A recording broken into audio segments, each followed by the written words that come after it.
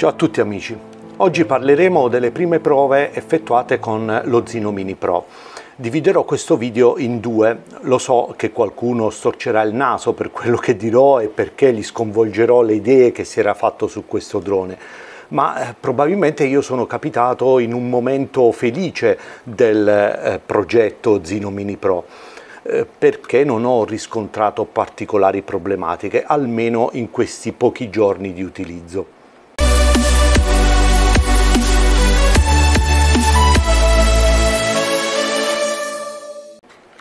Sappiamo benissimo tutti da dove è partito questo drone, da quella presentazione della Absan che ci fece un po' ridere perché il drone al termine del suo volo in hovering cadde e andò a sbattere verso la tenda e quindi è partito piuttosto male questo progetto, ma poi pian piano con l'andare del tempo ha recuperato, tanto che gli amici Luca e tutti gli altri del gruppo Absan Telegram mi hanno detto: ma perché non te ne prendi uno e vedi un attimo come va, perché tante cose sono migliorate. E così è stato, ho accettato anche perché volevo studiare la sua trasmissione. Ho studiato abbastanza quella del DJI, della DJI Locusync, e volevo capire invece come funzionava la trasmissione della Absan, quali fossero le differenze e anche capire se veramente lui trasmette con più potenza rispetto ai droni DJI. Ma vediamo come mi sono trovato. Dunque, mi piace come vola, è abbastanza stabile in volo e ha una buona manovrabilità. Bisogna solo fare particolare attenzione con gli stick, muovendoli piano piano per evitare di farlo muovere troppo velocemente. Ho rivisto i video che avevo registrato, mi avevano parlato di un forte effetto gelo, almeno qualcosa del passato, ma in realtà non me ne sono accorto tanto. C'è qualcosina, ho notato qualcosa, ma solo in alcune condizioni, quindi voglio cercare di capire come mai in qualche video sono riuscito a scorgere un effetto gelo, in qualcuno no. Dunque, quando alla partenza l'ho acceso mi ha chiesto di fare la calibrazione della bussola. Probabilmente perché la prima calibrazione che avevo fatto l'avevo fatta vicino al lavoro, dove ci sta un palazzo tutto in metallo, quindi è già diciamo la seconda volta che mi chiede di fare la calibrazione. Al terzo volo invece non mi ha chiesto nulla. Il tempo di acquisizione dei satelliti è stato abbastanza veloce, ne ha trovati 9 nel primo minuto ed era già pronto per partire. Poi 12 dopo, appena l'ho alzato, insomma ho fatto lo start, il take off, e poi durante il volo è arrivato addirittura a 23 satelliti. La plastica del drone è abbastanza resistente, ci sono delle fessure, alcune create ad hoc proprio per rinfrescare la parte interna durante il volo, qualcun'altra togliendo delle cose che probabilmente erano state decise in fase di progetto ma che non sono state messe, come la SD, e in realtà creano dello spazio per far raffreddare la parte interna. Ora non prestate attenzione a quello che ho qua sotto, sto facendo degli esperimenti, in realtà questa griglia va tolta. Ogni tanto controllate questi piccoli cavetti che ci sono qui nelle zampe anteriori, che sono i cavi di collegamento con le antenne. Sono molto sottili e sono un po' scoperti, ecco, io li avrei coperti con qualcosa, anche se ovviamente bisogna fare attenzione al peso, quindi qualsiasi cosina in più pesa, però avrei trovato magari una strada migliore per saldarli. Non ho provato tutte le funzioni dell'app, ma mi è piaciuta molto, soprattutto perché ti fornisce tantissimi tooltip, ti spiega qualsiasi cosa sta accadendo al drone o qualsiasi cosa devi fare per farlo funzionare al meglio. Certo non è un'app o un drone per principianti, perché probabilmente ti porterà a fare delle calibrazioni o a fare qualcosa con la quale devi avere un po' di dimestichezza. Ma è un drone valido per quanto riguarda il volo e soprattutto per la camera, ha dei bellissimi colori come già vi ho detto. Veniamo allora alla trasmissione radio, visto che è proprio per questo anche che l'ho preso.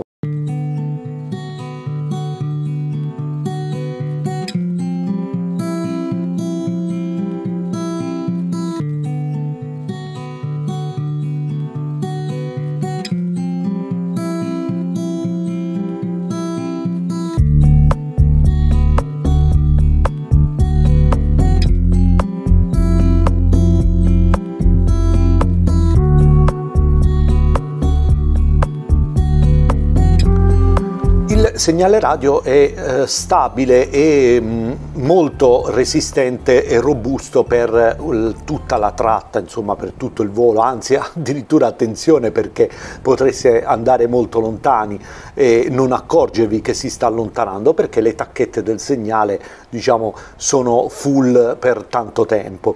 Ho notato la prima volta che l'avevo utilizzato con dei lag o addirittura a un certo punto mi era venuto lo schermo nero. Poi fortunatamente sul gruppo della Absan mi hanno detto devi utilizzare la funzione FPV a bassa latenza. La funzione FPV a bassa latenza non modifica la trasmissione radio, ma modifica la velocità di decodifica dei dati che provengono via radio.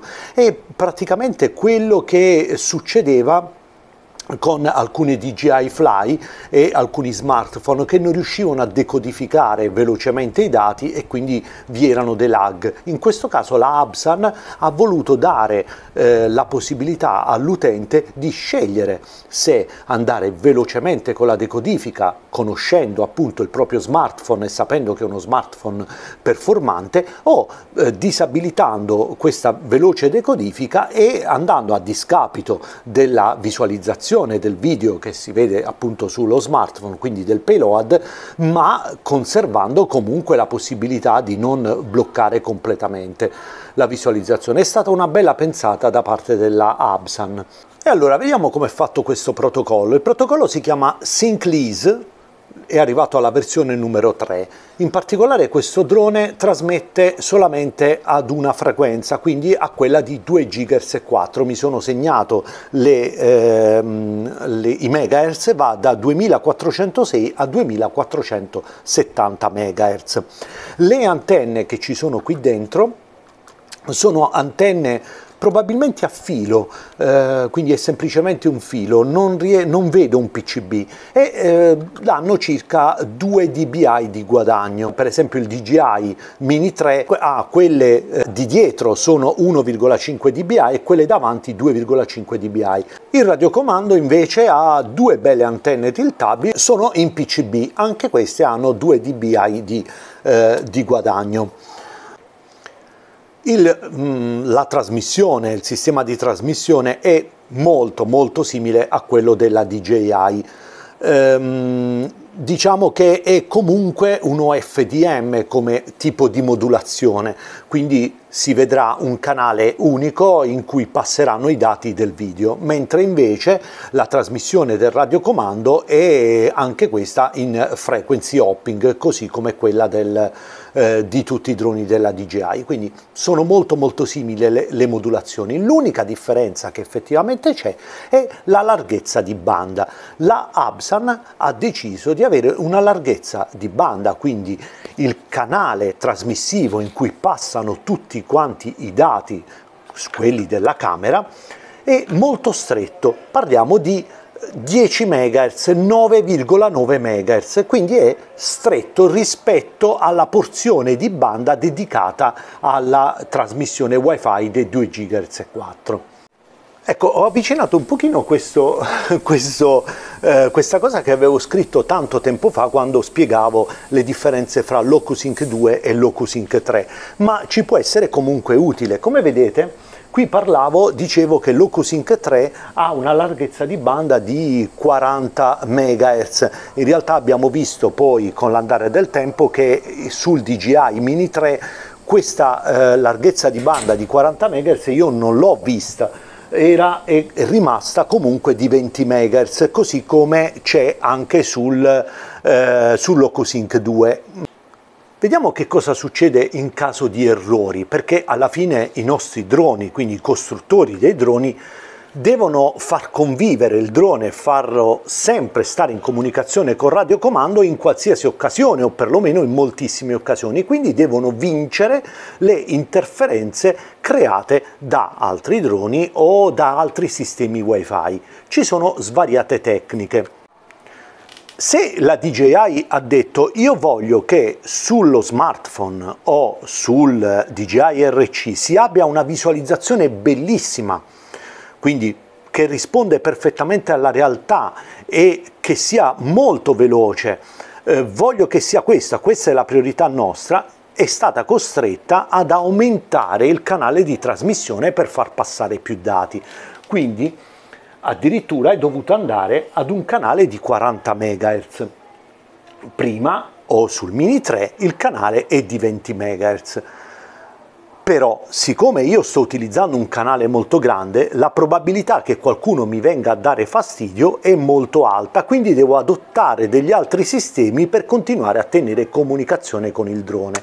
Se per esempio questo è lo spettro dei 2 GHz e 4, quindi più o meno da 2400 a 2470, questo è lo spettro. Io ho, quanto sono? 70 MHz di spazio libero e ci vado a mettere una trasmissione che è grande 20 MHz, prendiamo una da 20 MHz, quindi un pezzetto abbastanza grande della porzione, tipo così grande, la probabilità di ricevere dei disturbi qui dentro è altissima, perché voi immaginate che poi si accende una comunicazione wifi che inizia e si prende in altre 20 MHz, poi ce ne sta una piccola comunicazione wifi molto potente che sta qua sopra, quindi questo qua è il wifi, questo è il wifi, e poi il drone si muove ancora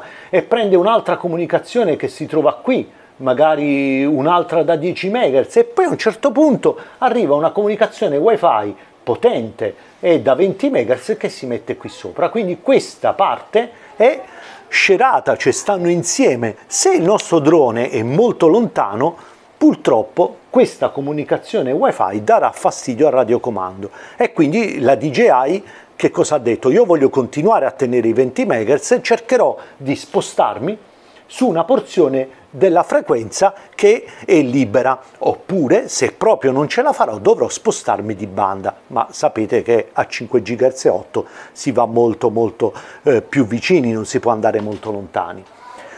E quindi continuerà la radio e il drone della DJI continueranno a muoversi continuamente alla ricerca di uno spazio libero. La Absan ha detto: io non voglio fare tutto questo casino, voglio far sì che il mio segnale sia sempre presente, o perlomeno che abbia più chance di rimanere nello spettro dei 2 GHz e 4, perché ho solo questa frequenza a disposizione. Non fa niente, non faccio vedere delle immagini bellissime sopra il radiocomando, tanto alla fine non è quello che viene registrato sui video, ma verrà registrato sulla SD, quindi anche se do all'operatore una visione un po' peggiore, però darò una sicurezza e certezza di controllo del drone. E quindi ha scelto una larghezza di banda molto stretta, che è addirittura più piccola dei 10 MHz, e un pezzettino molto sottile, sono 9,9 MHz, un pezzettino così piccolo. Perché l'ho fatto più grande? L'ho fatto più grande non perché trasmette con più watt, ma perché più è stretta la banda, più la potenza del trasmettitore viene utilizzata in un canale molto più stretto, e quindi la sentirò più lontano.